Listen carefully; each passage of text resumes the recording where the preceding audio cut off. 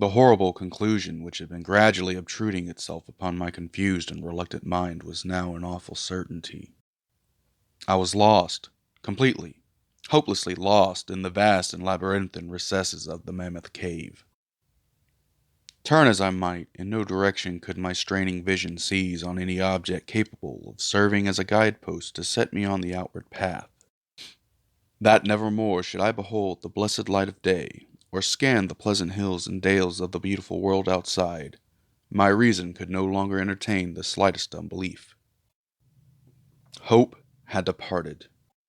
Yet, indoctrinated as I was by a life of philosophical study, I derived no small measure of satisfaction from my unimpassioned demeanor, for although I had frequently read of the wild frenzies into which were thrown the victims of similar situations, I experienced none of these, but stood quiet as soon as I clearly realized the loss of my bearings.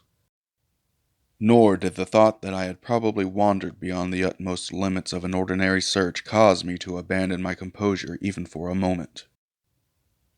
If I must die, I reflected, then was this terrible yet majestic cavern as welcome a sepulchre as that which any churchyard might afford, a conception which carried with it more of tranquillity than of despair. Starving would prove my ultimate fate. Of this I was certain. Some, I knew, had gone mad under circumstances such as these, but I felt that this end would not be mine. My disaster was the result of no fault save my own, since unbeknown to the guide I had separated myself from the regular party of sightseers, and wandering for over an hour in forbidden avenues of the cave, had found myself unable to retrace the devious windings which I had pursued since forsaking my companions. Already my torch had begun to expire. Soon I would be enveloped by the total and almost palpable blackness of the bowels of the earth. As I stood in the waning, unsteady light, I idly wondered over the exact circumstances of my coming end. I remembered the accounts which I had heard of the colony of consumptives, who taken their residence in this gigantic grotto to find health from this apparently salubrious air of the underground world. With its steady, uniform temperature, pure air, and peaceful quiet, had found instead death in a strange and ghastly form. I had seen the sad remains of their ill-made cottages as I passed them by with the party, and had wondered what unnatural influence a long sojourn in the immense and silent cavern would exert upon one as healthy and as vigorous as I. Now, I grimly told myself, my opportunity for settling this point had arrived, provided that want of food should not bring me too speedy a departure from this life. As the last fitful rays of my torch faded into obscurity, I resolved to leave no stone unturned, no possible means of escape neglected. So summoning all the powers possessed by my lungs, I set up a series of loud shoutings, in the vain hope of attracting the attention of the guide by my clamor. Yet, as I called, I believed in my heart that my cries were to no purpose, and that my voice, magnified and reflected by the numberless ramparts of the black maze about me, fell upon no ears save my own. All at once, however, my attention was fixed with a start as I fancied that I heard the sound of soft approaching steps on the rocky floor of the cavern. Was my deliverance about to be accomplished so soon? Had, then all my horrible apprehensions been for naught, and was the guide, having marked my unwarranted absence from the party, following my course and seeking me out in this limestone labyrinth?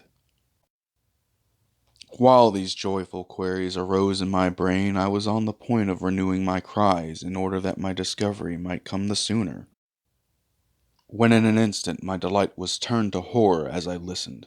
For my ever-acute ear, now sharpened in an even greater degree by the complete silence of the cave, bore my benumbed understanding the unexpected and dreadful knowledge that these footfalls were not like those of any mortal man. In the unearthly stillness of this subterranean region, the tread of the booted guide would have sounded like a series of sharp and incisive blows. These impacts were soft and stealthy, as of the padded paws of some feline. Besides, at times, when I listened carefully, I seemed to trace the falls of 4 instead of 2 feet.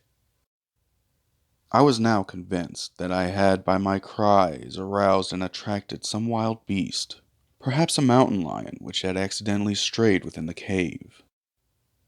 Perhaps, I considered, the Almighty had chose for me a swifter and more merciful death than that of hunger. Yet, the instinct of self-preservation, never wholly dormant, was stirred in my breast, and though escape from the oncoming peril might but spare me for a sterner and more lingering end, I determined, nevertheless, to part with my life at as high a price as I could command. Strange as it may seem, my mind conceived of no intent on the part of the visitors save that of hostility. Accordingly, I became very quiet, in the hope that the unknown beast would, in the absence of guiding sound, lose its direction, as had I, and thus pass me by.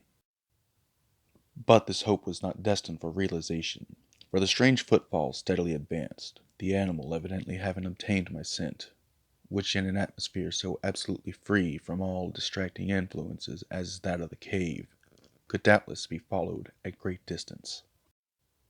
Seeing, therefore, that I must be armed for defense against an uncanny and unseen attack in the dark, I grouped about me the largest of the fragments of the rock that were strewn upon all parts of the floor of the cavern in the vicinity, and, grasping one in each hand for immediate use, awaited with resignation for the inevitable result.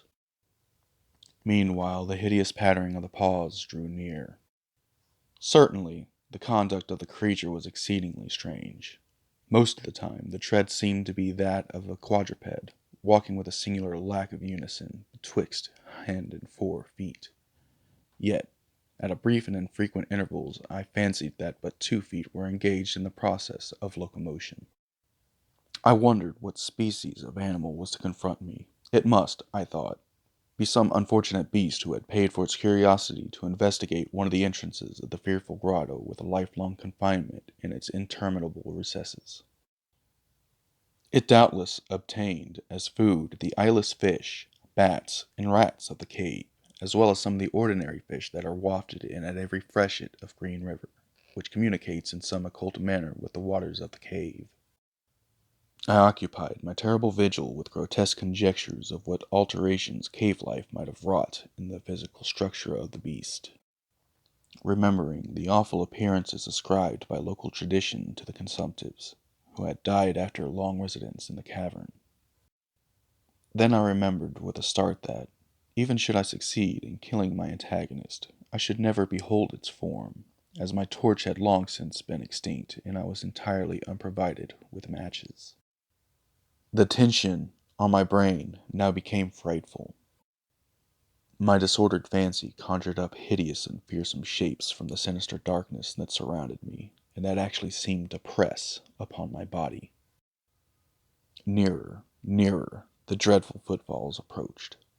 It seemed that I must give vent to a piercing scream, yet I had sufficiently irresolute to attempt such a thing. My voice could scarce have responded. I was petrified, rooted to the spot. I doubted if my right arm would allow me to hurl its missile at the oncoming thing when the crucial moment should arrive. Now, the steady pat-pat of the steps was close at hand. Now, very close. I could hear the labored breathing of the animal, and terror-struck as I was, I realized that it must have come from a considerable distance, and was correspondingly fatigued. Suddenly the spell broke. My right hand, guided by my ever-trustworthy sense of hearing, threw with full force at the sharp-angled bit of limestone which it contained, toward the point in the darkness from which it emanated the breathing and pattering, and, wonderful to relate, it nearly reached its goal, for I heard the thing jump, landing at a distance away, where it seemed to pause. Having readjusted my aim, I discharged my second missile, this time most effectively, for with a flood of joy I listened to the creature fell in what sounded like a complete collapse, and evidently remained prone and unmoving. Almost overpowered by the great relief which rushed over me, I reeled back against the wall. The breathing continued, and heavy, gasping inhalations and expirations, whence I realized I had no more than wounded the creature. And now all desire to examine the thing ceased. At last, something allied to groundless, superstitious fear had entered my brain, and I did not approach the body, nor did I continue to cast stones at it in order to complete the extinction of its life. Instead, I ran at full speed in what was, as nearly as I could estimate in my frenzied condition, the direction from which I had come. Suddenly I heard a sound, or rather a regular succession of sounds. In another instant they had resolved themselves into a series of sharp, metallic clicks. This time there was no doubt. It was the guide. And then I shouted, yelled, screamed, even shrieked with joy as I beheld in the vaulted arches above the faint and glimmering effulgence which I knew to be the reflected light of an approaching torch. I ran to meet the flare, and before I could